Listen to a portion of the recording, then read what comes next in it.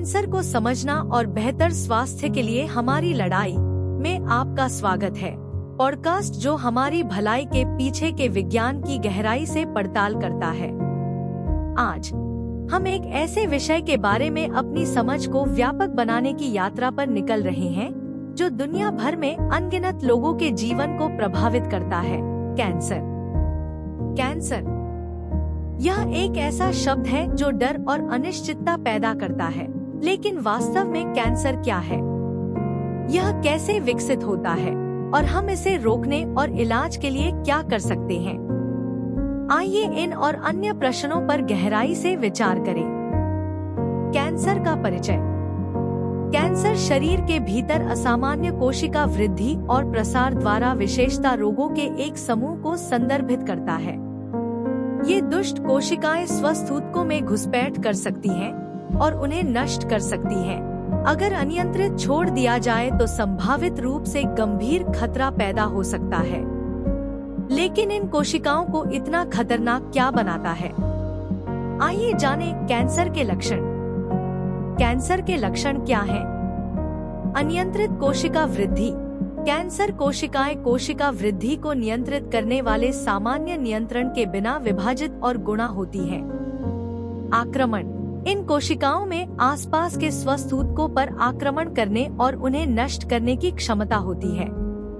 Metastasis. शायद सबसे चिंताजनक बात यह है कि कैंसर कोशिकाएं शरीर के अन्य हिस्सों में फैल सकती हैं, जिससे उनके मूल स्थान से दूर रोग के नए स्थान स्थापित हो सकते हैं। कैंसर के कारण और कैंसर क्यों विकसित होता है? कैंसर कोशिकाओं के डीएनए में परिवर्तन या उत्परिवर्तन से उत्पन्न होता है। ये परिवर्तन विभिन्न कारकों से प्रेरित हो सकते हैं। आनुवंशिक कारक। वंशानुगत उत्परिवर्तन व्यक्तियों को कैंसर का शिकार बना सकते हैं। पर्यावरणीय जोखिम। तंबाकू का धुआं, यूवी विकिरण और कुछ रसायन जैसे कार्सिनोजेन डीएनए को नुकसान पहुंचा सकते हैं। जीवन शैली विकल्प। खराब आहार संबंधी आदतें, गतिहीन जीवन शैली और अत्यधिक शराब का सेवन कैंसर के खतरे में योगदान देता है। संक्रमण। कुछ वायरल संक्रमण जैसे एचपीवी और हेपेटाइटिस बी कैंसर के विकास को बढ़ावा दे सकते हैं। मेजबान। आनुवंशिक उत्परिवर्तन का संचय अक्सर कैंसर की शुरुआत को रेखांकित करता है। कैंसर के प्रकार क्या हैं? कैंसर कई प्रकार के होते हैं, जिन्हें उन कोशिकाओं के आधार पर वर्गीकृत किया जाता है जिनसे वे उत्पन्न होते हैं। कार्सिनोमस।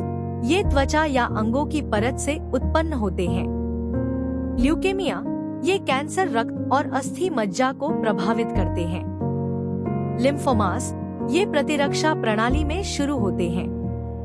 सार्कोमा। ये हड्डियों और मांसपेशियों जैसे संयोजी ऊतकों से निकलते हैं। कैंसर का प्रभाव क्या है?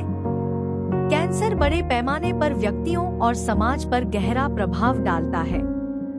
शारीरिक, भावनात्मक और वित्तीय बोझ अत्यधिक हो सकता है, जो रोगियों, परिवारों और देखभाल करने वालों को समान रूप से प्रभावित कर सकता है। हम कैंसर की स्क्रीनिंग और रोकथाम कैसे करते हैं? नियमित जांच और समय पर पता लगाना कैंसर को बढ़ने से रोकने में महत्वपूर्ण है। स्वस्थ जीवन शैली अपनाने, ज्ञात जोखिम कारकों से दूर रहने और कैंसर से संबंधित संक्रमणों के खिलाफ टीकाकरण कराने से कैंसर की संवेदनशीलता काफी हद तक कम हो जाती है। कैंसर के उपचार के तरीके क्या हैं? कैंसर के उपचार में प्रगति प्रभावित लोगों के लिए आशा और विकल्प प्रदान करती है। सर्जरी।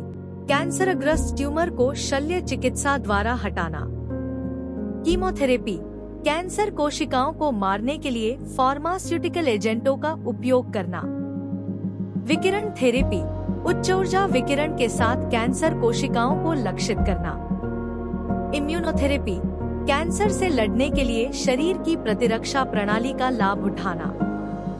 प्रत्येक रोगी के कैंसर के प्रकार और चरण के लिए विशिष्ट उपचार योजनाएं आवश्यक है। निष्कर्ष। कैंसर एक बहुआयामी चुनौती का प्रतिनिधित्व करता है जिसके लिए रोकथाम, निदान और उपचार को शामिल करते हुए एक समग्र दृष्टिकोण की आवश्यकता होती है। यह एक जटिल और विनाशकारी बीमारी है जो उम्र या पृष्ठभूमि की परवाह किए बिना किसी को भी प्रभावित कर सकती है। प्रभावी उपचार और निवारक उपाय विकसित करने के लिए कैंसर के विकास, आक्रमण और मेटास्टेसिस के बुनियादी तंत्र को समझना महत्वपूर्ण है। जागरूकता बढ़ाकर और अनुसंधान प्रयासों का समर्थन करके हम एक ऐसे भविष्य की दिशा में काम कर सकते हैं जहां कैंसर अब जीवन के लिए खतरा नहीं है, बल्कि एक प्रबंधनीय स्थिति है।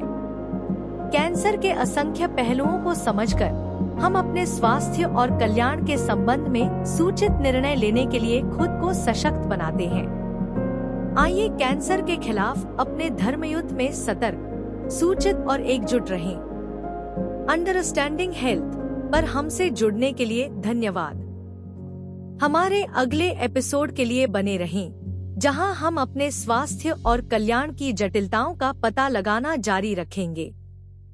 तब तक स्वस्थ रहें और सूचित रहें।